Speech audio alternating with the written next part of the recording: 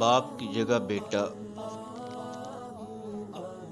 جب الپ ارسلان ایرانی بادشاہ نے اپنی جان آفرین اللہ تعالیٰ کے حوالے کی اور اس کا بیٹا تخت شاہی پر مطمئن ہوا اور اپنے باپ کو ایسی جگہ رکھا کہ جہاں نہ بیٹھنے کی جگہ تھی نہ تیر اندازی کی یعنی قبر، دوسرے ہی دن بیٹا عمدہ سواری پہ سوار ہو کر جا رہا تھا کہ کسی اہل نظر کی نظر میں آ گیا، جس نے دیکھتے ہی کہا کیا خوب زوال پذیر ملک و زمانہ ہے کہ کل ہی باپ مرا ہے اور آج بیٹا رکاب میں پاؤں ڈالے ہوئے ہے۔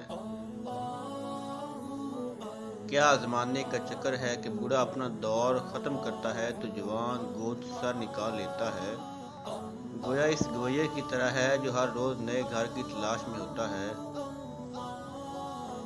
وہ بھی کیا عورت ہے جو ہر رات نئے شوہر کو طلب کرے۔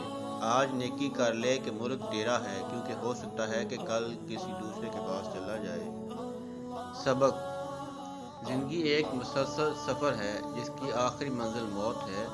استاد نے شاگردوں سے پوچھا کہ بکرے کی ماں نے اس کو جنگل جانے سے منع کیا تھا، مگر اس نے ماں کی بات نہ مانی اور جنگل چلا گیا اور شیر کا لقمہ بن گیا۔ کیا خیال ہے اگر وہ ماں کی بات مان لیتا تو بچ جاتا؟ ایک لڑکے نے جواب دیا، جناب اگر وہ جنگل نہ جاتا تو شیر سے بچ جاتا لیکن انسانوں کا لقمہ بن جاتا۔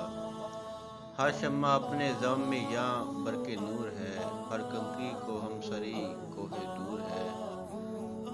عالم میں کبر و عجب کا ہر سو ظہور ہے، دنیا انکسار جو ہے یہاں سے دور ہے۔